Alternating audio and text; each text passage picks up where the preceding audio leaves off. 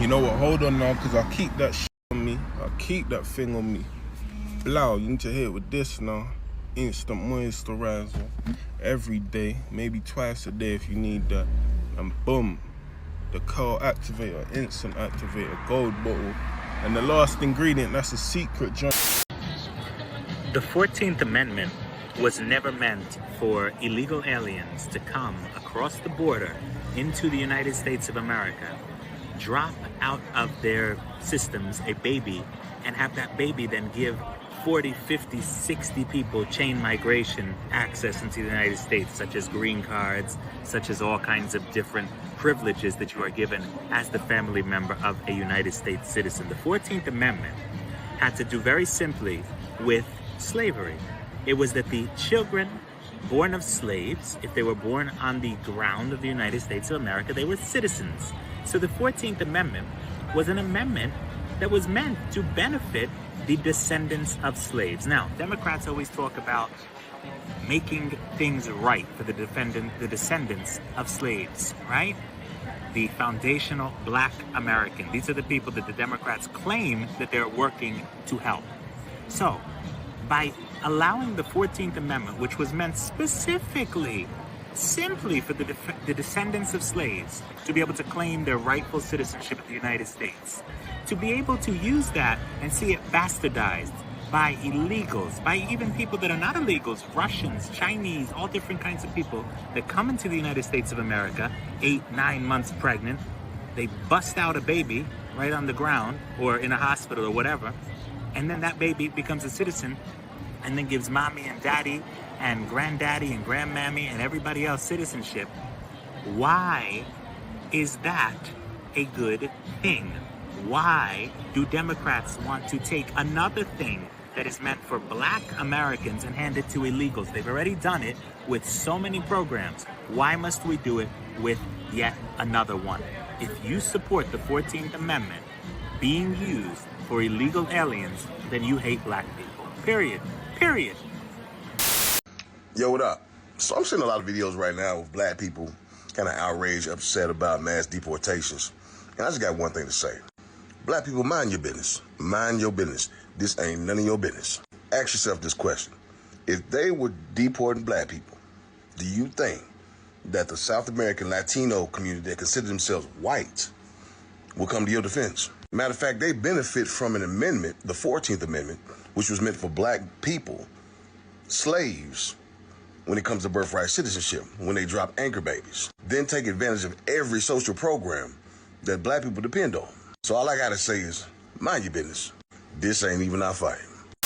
Hey y'all, I'm just here to remind you that after 400 years, America is a legitimate country of origin. What I'm saying is when Black Americans tell you that they are American, please stop following up with, but where are you from? The answer is America. See, that's the problem with Black Americans. They don't know where they're from. Black Americans built this country. This is where they are from. It's most of the rest of us who just got here. Aside from the Native Americans, who are the OG Americans, shout out to them. Also, for the people who like to say that Black Americans don't know where they come from, do y'all say the same thing to Black Jamaicans? Black Brazilians? White Americans? I bet no one asks white Americans what part of Europe they descend from.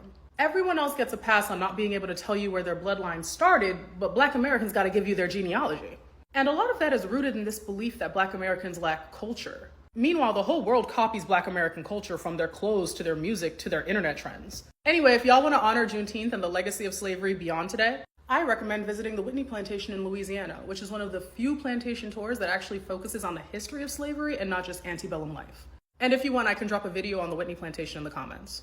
So we come over here, y'all assume we have the money because we come from the States, which to a certain degree, because the city is less, sure.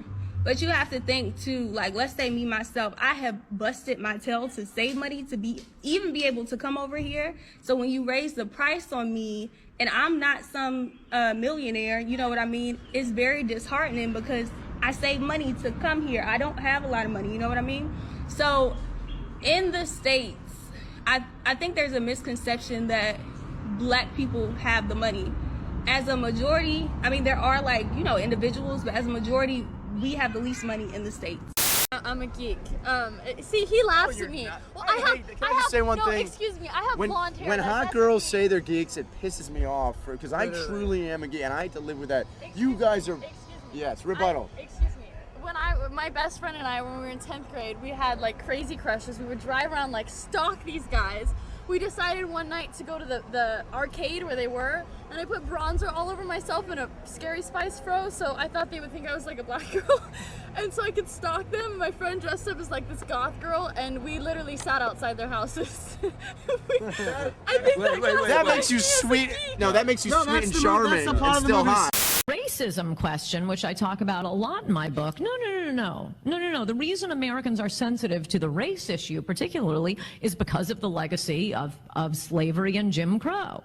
That's why we have civil rights laws. That's why we have affirmative action and set-asides. But then suddenly one day, out of the blue, people used to talk about integration all the time. It was integration. You don't discriminate against black people, which we had to spend 100 years teaching the Democrats not to do. But that is all about American blacks. It's not about someone who has never set foot in this country before. It's liberals who are the racists who say, oh, you're all brown. We're going to treat you like American blacks. And it's really kind of shocking. I mean, I don't know if maybe some of you know this. Jesse Jackson used to stand at the border denouncing the illegal immigrants coming across. Cesar Chavez denounced them as driving down the wages of the poor. But today, you can arrive from, the Sudan yesterday. You will get affirmative action applying to college. You will get affirmative action applying for government business loans.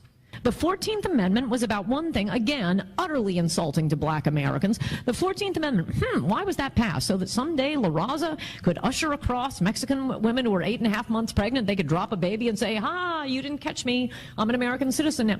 No, people don't put trap doors in a constitution. A secret trap door, ooh, this will surprise them.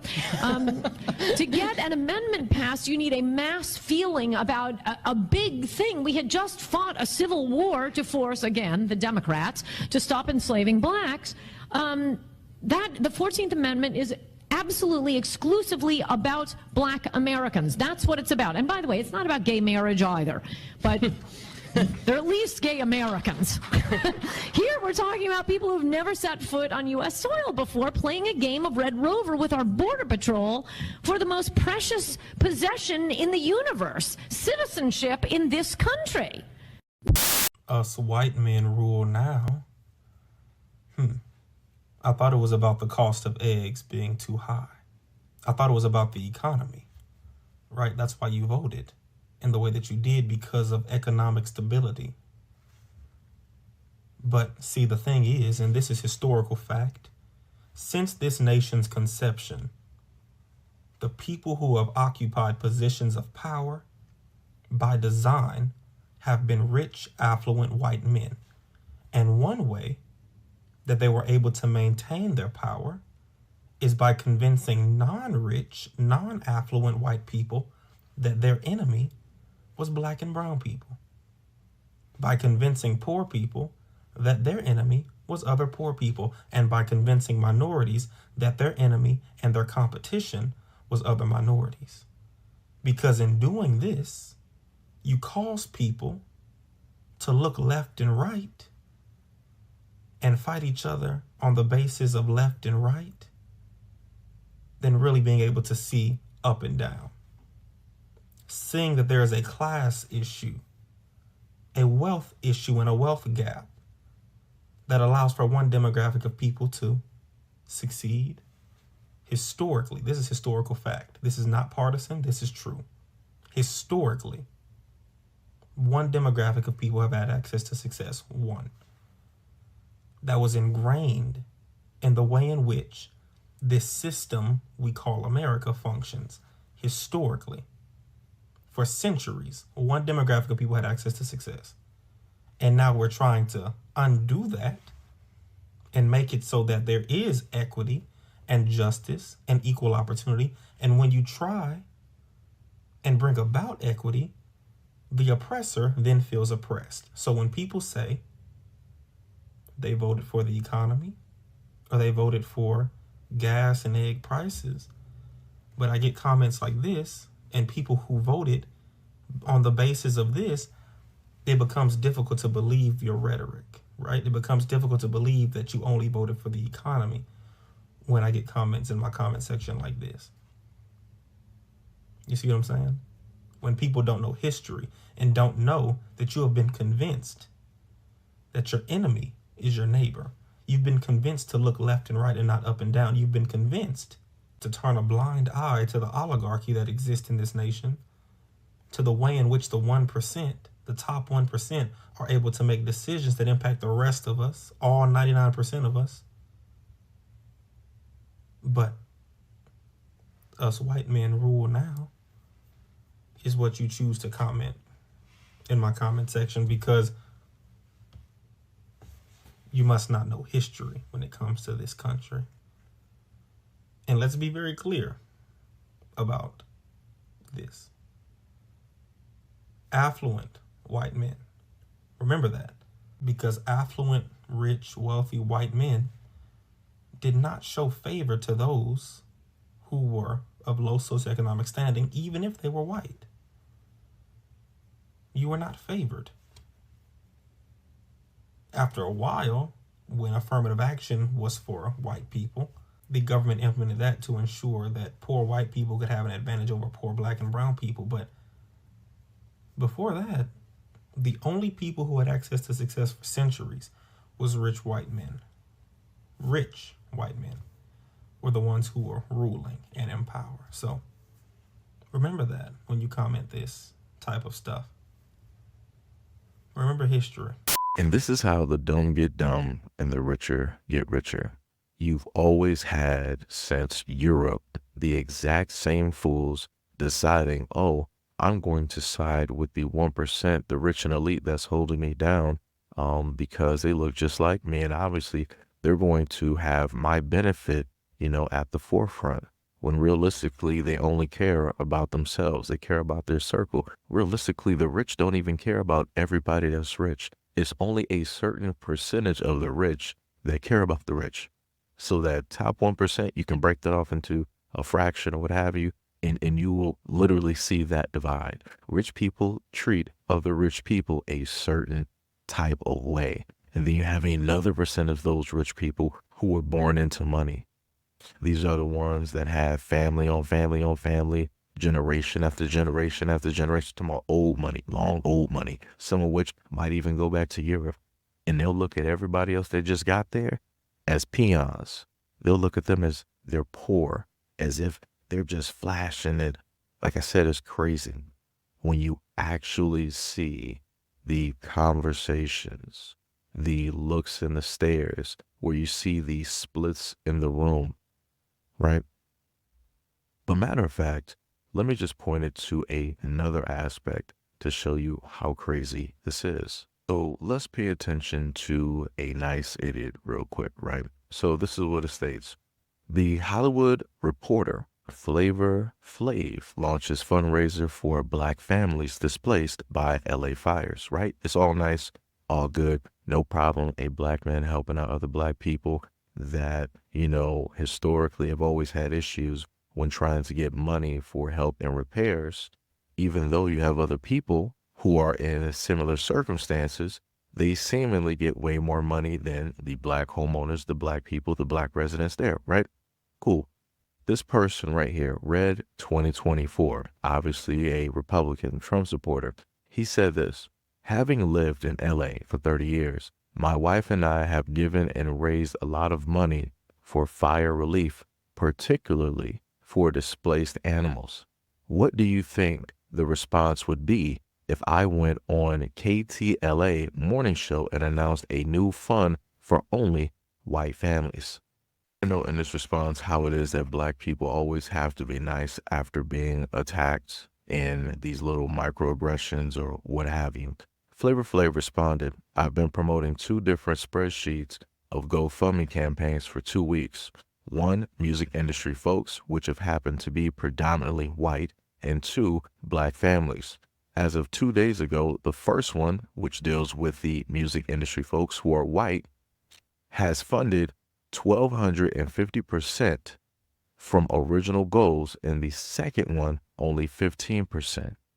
So then Red 2024 replied this: I hear you. Thank you for adding that context, and agreed. We are one That was my point. You and I met years ago in an elevator at the Sheraton on 7th Avenue in New York.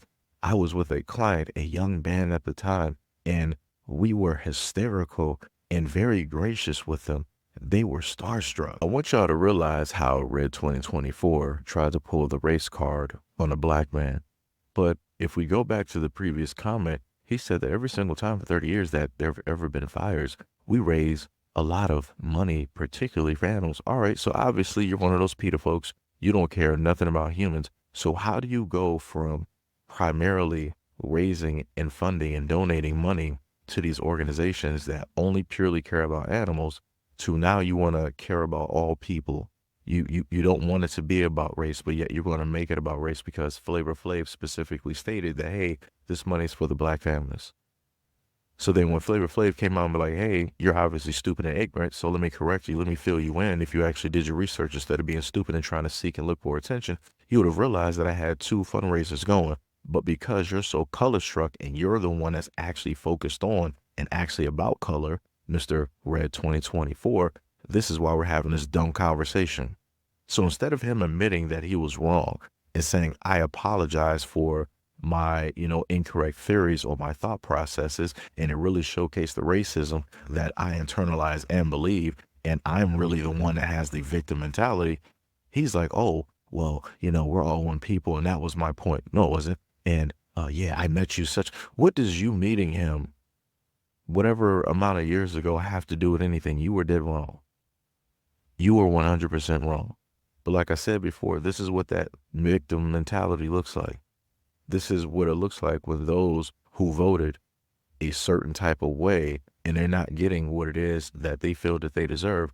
They want to go off and blame somebody else who doesn't look like them.